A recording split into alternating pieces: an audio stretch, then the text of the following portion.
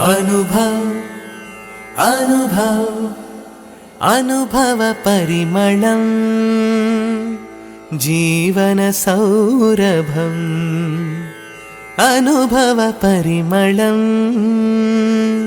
जीवन सौरभं अनुभव अनुभव.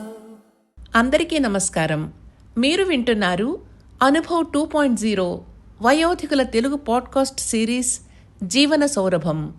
భారత ప్రభుత్వ ministry of social justice and empowerment ఆధ్వర్యంలో national institute of social defence ఇంకా మీడియా ఫర్ కమ్యూనిటీ ఫౌండేషన్ ద్వారా హెరిటేజ్ ఫౌండేషన్ హైదరాబాద్ సహసమర్పణలో అనుభవ్ 2.0 తెలుగు పాడ్కాస్ట్ సిరీస్ జీవన సౌరభం ఈ ప్రాజెక్టు రూపశిల్పి డాక్టర్ ఆర్ శ్రీధర్, సహకారం ఆశీష్ తివారీ, పూజా బురాడా, సాయి సుధా, కౌసల్య. మీరు వింటున్నారు అనుభవ్ 2.0 వయోధికుల పాడ్కాస్ట్ సిరీస్ జీవన సౌరభం. మీకు వినిపిస్తున్నది వేమూరి సాధన. ఈ కార్యక్రమ నిర్వహణ శ్రీమతి శైలజా సుమన్, సహకారం శ్రీ తిరుపతి. రచన పఠనం శ్రీమతి యలమర్తి అనురాధ, హైదరాబాద్. ఈనాటి నా శీర్షిక ఓ తల్లి వ్యధ. జన్మనిచ్చి కడుపులో దాచుకొని కంటికి రెప్పలా కాపాడుకుంటూ పెంచి పెద్ద చేసినందుకు ప్రతిఫలంగా బిడ్డలు మాకిచ్చే స్థానం వృద్ధాశ్రమాలు. ఆ ఆలోచనే ఎంతో ఘోరం. అనుభవించటం ఇంకెంత కష్టం. వాళ్ల కోసం త్యాగాలు చిట్టా పెంచుకుంటాం. వీళ్ళేమో భరించటం కష్టం అంటారు. కష్టాన్ని ఇష్టంగా మనం, ఇష్టాన్ని కష్టంగా వాళ్ళు. అలా మేము అనుకుంటే వీళ్ళుండేవారా? ఉన్నదంతా ఊడ్చే వరకు ప్రేమలు, ఇచ్చేశాక బయటపడతాయి అసలు స్వరూపాలు.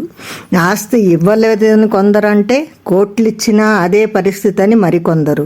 ఎంత దారుణం! ఒకనాడు ఇంటి మహారాణిని, ఇప్పుడు ఒక మూలగదిలో. అప్పుడు చక్రం నా చేతుల్లో, ఇప్పుడు జీవితమే వారి కనుసెన్నల్లో. భార్యను గౌరవించవద్దని ఎవరూ అనరు. తల్లిని మన్నించాలని కూడా ఉండాలిగా. తక్కెడలో త్రాసు ఒకవైపే ఒరిగితే అర్థాలు మారిపోతాయిగా. సమతూకం, సమభావమే పరిష్కారమని ప్రతి ఒక్కరికీ తెలుసు. పాటించాలనే తెలియటం లేదు. అంతేనా? మనవాళ్లను దరిచేరనివ్వరు, మురిపాలను పంచుకోనివ్వరు. అసలు కంటే వడ్డీ ముద్దు కదా. ఎలా దూరంగా ఉండటం? ఇదో మానసిక హింస. ఈ వయసులో మాకు అవసరమా? పక్క వాళ్లతో మాటలుండవు, పలకరింపులకు అసలు తావే లేదు. ఒంటరితనమే తోడుగా. ఎన్నాళ్ళిలా జీవనం, ఎన్నేళ్ల జీవనం, ఎన్నాళ్ళిలా జీవనం, ఎన్నాళ్ళీ జీవనం. నీకేమిష్టం అని అడిగేవాళ్ళుండరు, పట్టించుకునేవారు కరువు. అనురాగం చూపేవారే లేరు. ఇక ఎవరి కోసం బతకాలి? తినాలన్నా, కొనాలన్నా, పెట్టాలన్నా చేతులు చాపాల్సిందే. ఇవ్వటమే తెలిసిన ఈ చేతికి అడగటం నేర్పలేదే, నోరు పెగలదే. మీరైనా కళ్ళు తెరవండి. నా బిడ్డలని మురిసిపోతూ ఉన్నదంతా ధారపోసే ముందు మీ అవసరాలకు డబ్బు మిగుల్చుకోండి. ఓ అనాథను తోడుగా తెచ్చుకోండి. వాడికి మీరు, మీకు వాడు. ఇది మన చేతిలోని న్యాయం. అమలు చేయటంలో అభిమానం అడ్డు వస్తే నాలాగా కుమిలి కృషించాల్సిందే. తస్మాత్ జాగ్రత్త తల్లులు. బిడ్డలని మనం మురిసిపోవటమే. తమ దాకా వస్తే వంతులు వేసి పంచుకుంటారు వస్తువుల. మన ఇష్టానికి విలువ ఇచ్చే ప్రసక్తే లేదు. ఏది అడిగితే అది కొనిపెట్టినందుకేనా ఈ మర్యాదని ఎదురు ప్రశ్న వేస్తుంది నా అంతరంగం. నీ విలువ ఇంతేనా అని ఎగతాళి చేస్తుంది. సమాధానం ఏమని ఇవ్వను?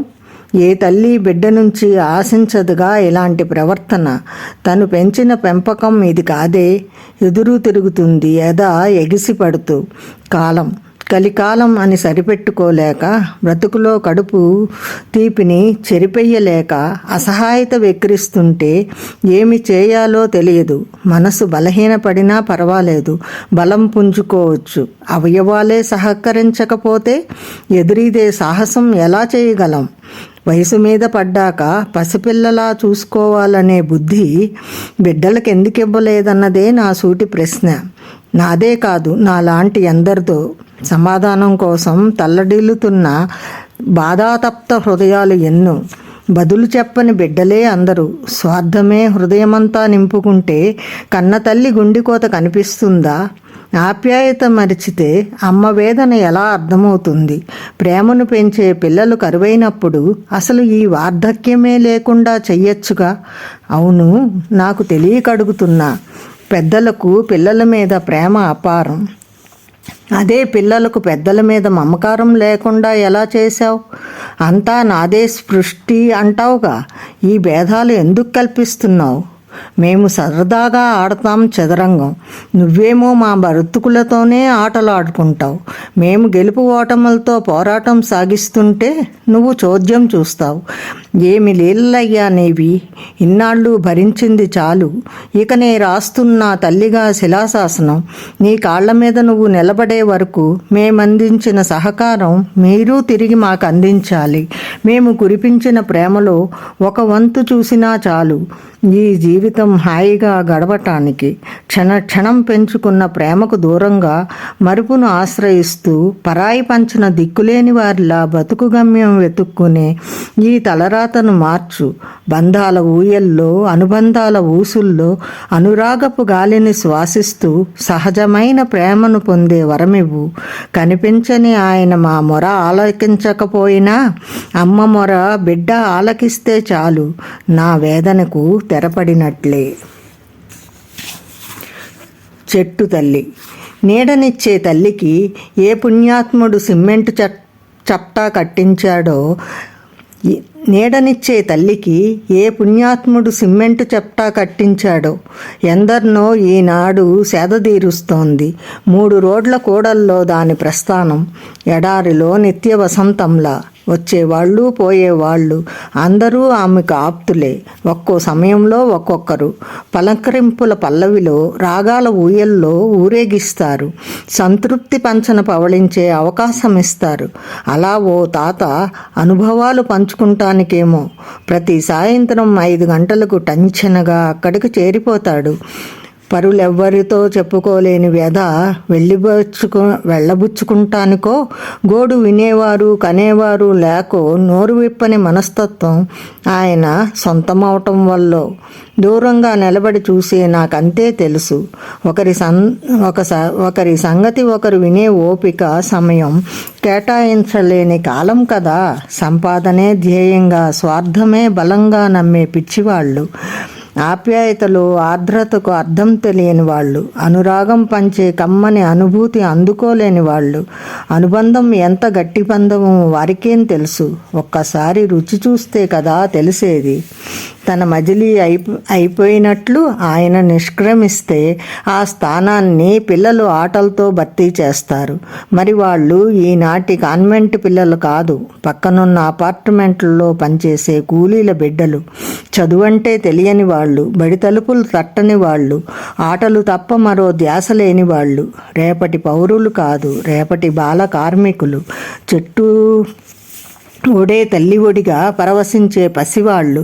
పనికి పోకపోతే ముద్ద నోటికి అందదు. పిల్లలను పంచభూతాలకు అప్పగించి ఇటుకలు ఎత్తటమే లక్ష్యంగా సాగే తల్లులు.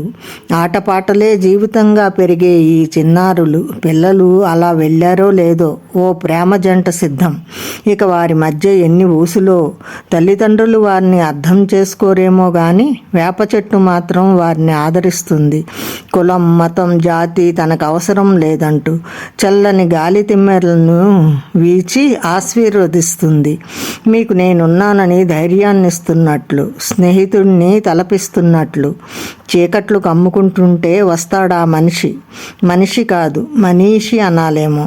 ఎందరికో ఆశ్రయం ఇచ్చే ఆ వాకిల్ని చిన్న పెంకుముక్క ఆధారంతో గిరగిరా తిరుగుతూ శుభ్రం చేస్తాడు. అదే తన కర్తవ్యం అన్నట్లుగా. పైస లేకపోతే పనికి తొంగి చూడని ఈ లోకంలో నిస్వార్థతకు నిలువెత్తు చిహ్నంలా, దీక్షకు అద్దంలా, ఏకాగ్రతకు నిదర్శనంలా కనిపిస్తూ కనువిందు చేస్తాడు. చెట్టే అతనికి స్ఫూర్తేమో అనిపిస్తుంది ఆ క్షణంలో. నిశ్శబ్దంగా ఆకులు గలగలను కాసేపు ఆలకించి ఇంటి దారి పడతాడా బాటసారి. మొక్క నాటటానికి ముందుకు రారు, నరకటానికి మాత్రం తయారు. ఇల్లు అంటారు, మేడంటారు, ఫ్యాక్టరీ అంటారు. పచ్చదనానికి దూరంగా ప్రాణం నిలుస్తుందా? వినేవారే కరువయ్యారు. సునామీలు వస్తాయని భయపడతారు, కారణం తామేనని మాత్రం గుర్తించరు. వానలు రావాలని కళ్ళను మేఘాలకు అప్పగిస్తారు. అడవులను నాశనం చేసుకుంటూ పోతుంటే కన్నీళ్లు తప్ప వడగళ్ళు ఎక్కడ కనిపిస్తాయి? పరిసరాల్లో పచ్చదనం ప్రత్యక్షమైతేగా కళ్ళకు ఆహ్లాదం, మనసుకు ప్రశాంతం. కిటికీ పక్కన ఓ ఆకు అలా కదిలితే అదో ఆనందం, ఓ పువ్వు తొంగి చూస్తే అదో పరమానందం. ఎప్పటికి గ్రహిస్తారో ఈ జనం. ఇంతలో ఓ కారు నిశ్శబ్దంగా అక్కడ వచ్చి ఆగింది. ఆసామి గట్టు చెంత చేరాడు. 1000 ఏసీలైనా చల్లని చిరుగాలి ముందు దిగదుడిపే అన్నట్లు బీద గొప్ప తారతమ్యాలు తనకు లేవంటూ హక్కున చేర్చుకుంది ఆ చెట్టు తల్లి. ప్రేమమైనని నిరూపించుకుంటూ. ఉన్నట్టుండి మేఘాలకు మూడొచ్చింది. జోరున ఆనంద బాష్పాలు వానగా కురిపించాయి. పరుగు పరుగున వచ్చిన వారికి గొడుగయ్యింది. ఆనాటి గోవర్ధనగిరిని తలపిస్తూ. కొత్త సంవత్సరానికి నాంది తానేనని గర్వం ఉండదు. మనుషులకు తానే ఊపిరి పోస్తానని అహం ఉండదు. అణువణువున దయను నింపుకున్నానని ఆనందపడుతుందే తప్ప అసూయకు తావివ్వదు. ఓ పచ్చని తల్లి, వినమ్రంగా వందనం చేయటం తప్ప నేనేమి ఇవ్వగలను? ధన్యవాదములు.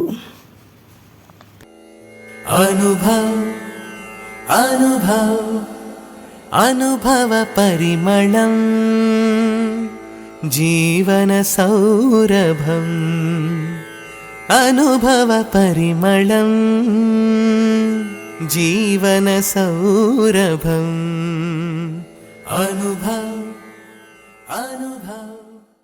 సీనియర్ సిటిజన్లకు సంబంధించి ఏదైనా సహాయం కోసం పనివేళ్లలో 14567 గుర్తుంచుకోండి.